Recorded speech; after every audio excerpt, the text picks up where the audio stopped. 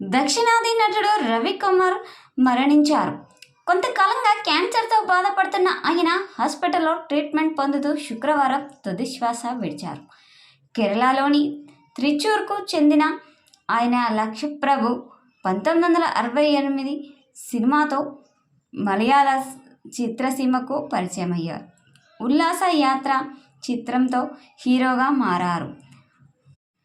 అవరగల్తో తమిళ చిత్రసీమలో అడుగుపెట్టిన రవికుమార్కు పగలీల్ ఒకరు ఇరువు చిత్రం మంచి గుర్తింపు తెచ్చిపెట్టింది. దీంతో పాటు యూత్ రమణ, లేసా లేసా, శివాజీ తదితర చిత్రాల్లో ముఖ్య పాత్రలు పోషించారు. 50 ఏళ్లకు పైగా సినిమా రంగంలో ఉన్న ఆయన మలయాళ, తమిళ భాషల్లో 100కు పైగా చిత్రాల్లో, పలు టీవీ సీరియల్లోనూ నటించారు.